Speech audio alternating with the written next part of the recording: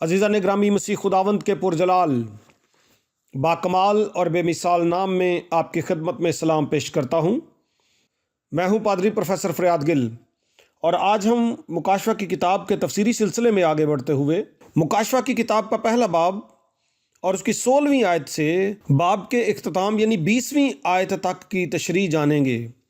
आपसे दरख्वास्त ये है कि आप सब्सक्राइब भी करें और किताब मुक़द्दस की उम्मीक आला और उम्दा बातों को ना महज खुद सुने और बरकत पाएँ, बल्कि इस कलाम को अपने अजीज़ों के साथ, फैमिली के साथ ज़रूर शेयर किया करें। Thank you so much. 16वीं आयत में लिखा है, और उसके दाहिने हाथ में 7 सितारे थे और उसके मुंह में से एक धोधारी तेज तलवार निकलती थी और उसका चेहरा ऐसा चमकता था जैसे तेजी के वक्त आफताब। आयत के आगाज में लिखा है, उसके दाहिने हाथ में 7 सितारे थे। In his right hand he held 7 stars. 7 सितारे उसके हाथ में थे, जिसका सर और बाल सफ़ेद ऊन बल्कि बर्फ़ की मानद सफ़ेद था और जिसकी आंखें आग के शोला की सी मानद थीं। ये मौलूद मुक़द्दस खुदा तआला का बेटा यीशु है। सितारों का कॉन्टेक्स्ट हमें अहद अतीक में भी मिलता है। पैदाइश की किताब के 37वें बाब की 9वीं आयत में लिखा है, फिर उसने दूसरा ख्वाब देखा। ये मुक़द्दस यूसुफ ने ख्वाब देखा था और अपने भाइयों को बताया। उसने कहा, देखो मुझे एक और ख्वाब दिखाई दिया है कि सूरज और चांद और 11 सितारों ने मुझे सिजदा किया। इस ख्वाब में 11 सितारों से मुराद मुक़द्दस याकूब के 11 बेटे थे और 12वां जो था वो यूसुफ था।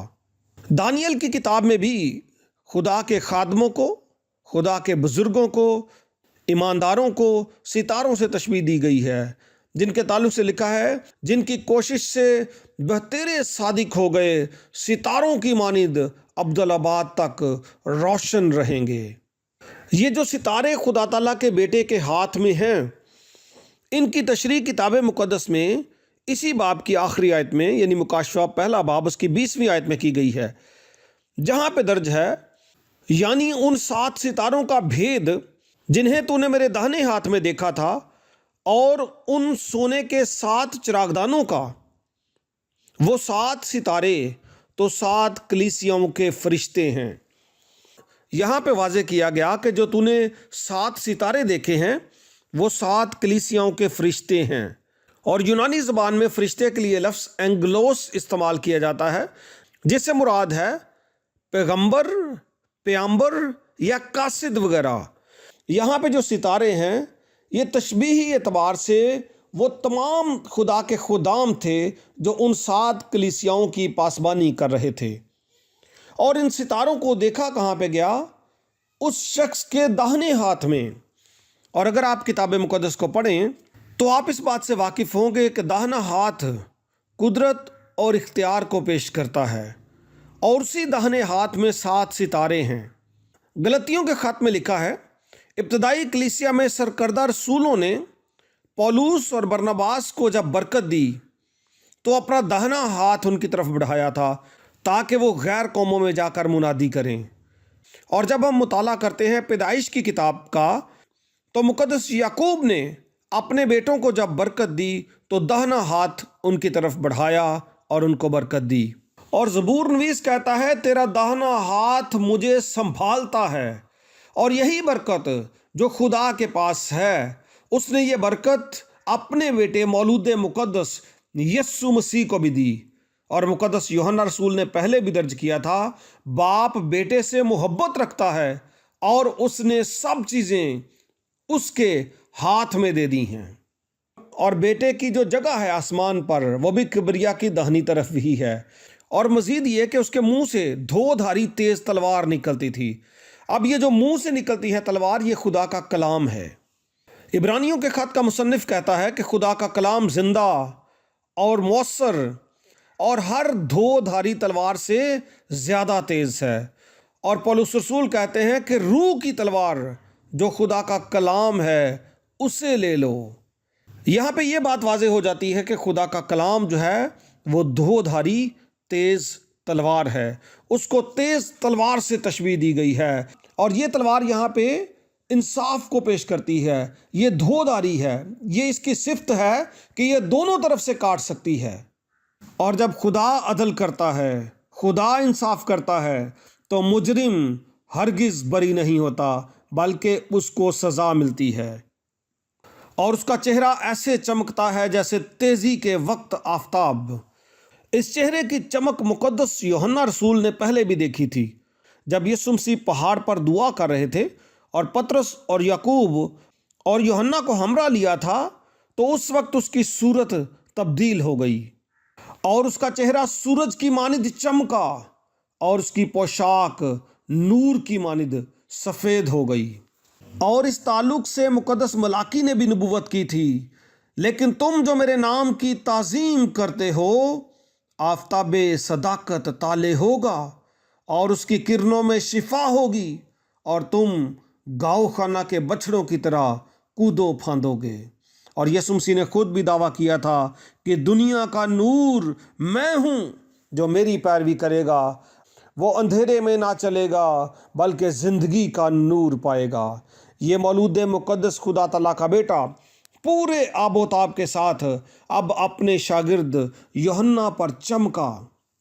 پولس رسول نے بھی اسی طرح کا نور چمکتے ہوئے دیکھا تھا جب وہ دمشق کی شاہراہ پر تھا اور اس کی آنکھوں نے دیکھنا بند کر دیا تھا۔ یوحنا رسول کہتے ہیں، جب میں نے یہ نظارہ دیکھا، مکاشفہ پہلا باب اس کی 17ویں آیت، جب میں نے اسے دیکھا تو اس کے پاؤں میں مردہ سا گر پڑا، اور اس نے یہ کہہ کر مجھ پر اپنا دہنا ہاتھ رکھا کہ خوف نہ کر، میں اول اور آخر ہوں۔ یہاں پہ وہ بتاتے ہیں کہ جب میں نے اسے دیکھا، جو ہی میری نظر اس نور پر پڑی تو میں اس کے قدموں میں گر پڑا۔ جب متی کی انجیل کے 17ویں باب میں مقدس یوحنا نے مقدس پطرس اور مقدس یعقوب کے ہمراہ یسوع مسیح کی بدلتی ہوئی صورت کو دیکھا تھا، وہی صورت جو نور کی مانند تھی، جو سورج کی مانند تھی، جب اس کو دیکھا تھا تو متی رسول بیان کرتے ہیں، شاگرد یہ سن کر منہ کے بل گرے اور بہت ڈر گئے۔ یہاں پہ پھر مقدس یوحنا رسول جو ہیں وہ ڈر گئے اور مردہ سے ہو کر گر پڑے۔ مقدس یوحنا رسول تو گر پڑا، لیکن یسوع مسیح نے اپنا داہنا ہاتھ اس پر رکھا اور اس کو کہا کہ خوف نہ کر۔ کتاب مقدس میں ایسے بیشتر حوالہ جات ہیں کہ خدا اپنے برگزیدہ لوگوں پر ظاہر ہوا اور ان سے کہتا رہا کہ مت ڈرو، میں تمہارے ساتھ ہوں۔ ابھی یسوع مسیح اپنے شاگرد سے کہتا ہے کہ تو خوف مت کر، اور اپنا تعارف دیتے ہیں کہ میں اول اور آخر ہوں۔ اول اور آخر سے مراد یہ ہے کہ مسیح کا تعلق ماضی کی ہمیشگی کے ساتھ ہے، وہ قدیم الایام ہے اور وہ آخر تک ابد تک رہنے والا ہے۔ اور 18ویں آیت میں لکھا ہے، اور زندہ ہوں، میں مر گیا تھا اور دیکھ عبدالآباد زندہ رہوں گا، اور موت اور عالم ارواح کی کنجیاں میرے پاس ہیں۔ مسیح خداوند بتاتے ہیں کہ میں زندہ ہوں۔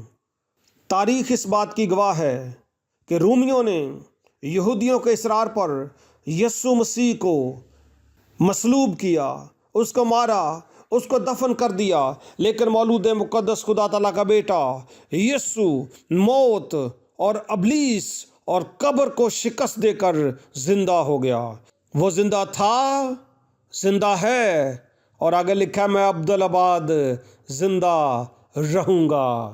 یہ میرے اور آپ کے مسیح خداوند کی صفت ہے کہ وہ زندہ رہے گا، ہمیشہ زندہ رہے گا۔ اور مسیح بتاتے ہیں موت پر بھی اس کا اختیار ہے۔ عالم ارواح کی کنجیاں بھی یسوع مسیح کے پاس ہیں۔ عالم ارواح کو یونانی میں حادیث اور عبرانی میں شیول کہا جاتا ہے۔ اولڈ ٹیسٹمنٹ میں اس کا مطلب پلیس آف دا ڈیتھ، وہ جگہ ہے جہاں پہ ارواح کو رکھا جاتا تھا۔ یہ غالباً زمین کے نیچے، اس کے وسط میں نیچے ایک جگہ تھی۔ اس کو یونانی میں حادیث کہتے ہیں، اور the Exegetical Dictionary of the New Testament کے مطابق ये लफ्ज़ हदीस जिसका तर्जमा आलम अरवाह किया जाता है 10 मरतबा अहद जदीद में हमें मिलता है। 4 मरतबा इसका जिक्र मुकाशफा की किताब में और 2 मरतबा मत्ती, लूका और अमाल की किताब में हमें मिलता है। हदीस को यूनानी मिथोलॉजी में अंडरग्राउंड गॉड देवता कहा जाता था या अंडरवर्ल्ड देवता कहा जाता था।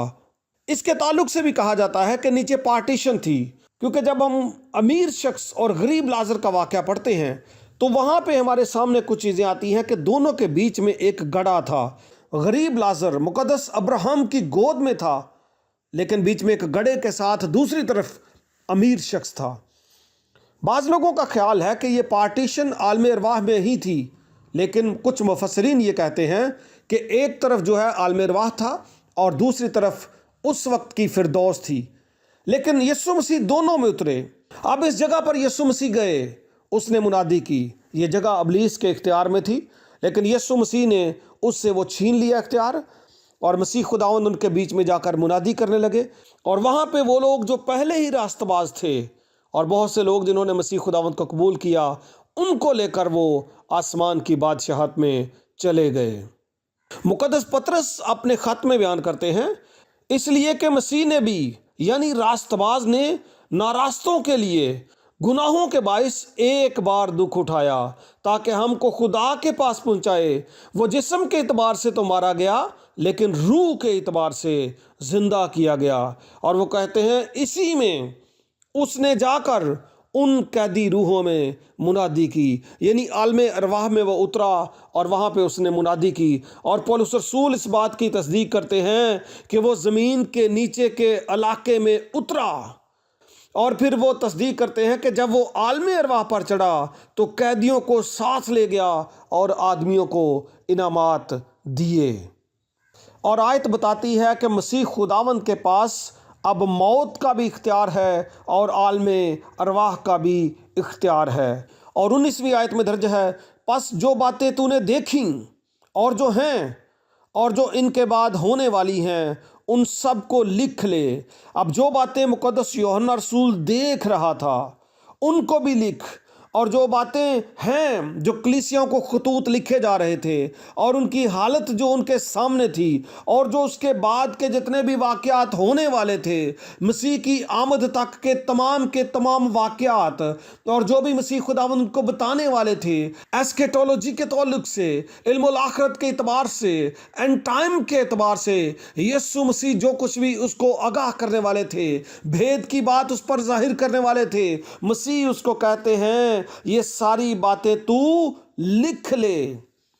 लिखी हुई चीज़ आपको पता है याद रहती है ताकि बाद में भूल ना जाना। और 20वीं आयत में दर्ज है, यानी उन 7 सितारों का भेद तो खुल गया जी। और किताब मुक़द्दस की सिफ्त है कि ये अपनी तारीफ आप करती है, अपना भेद खुद खोलती है, खुद ज़ाहिर करती है, खुद अपनी तशरीह करती है। लिखा है उन 7 सितारों का भेद जिन्हें तूने मेरे दाहिने हाथ में देखा था, और उन सोने के 7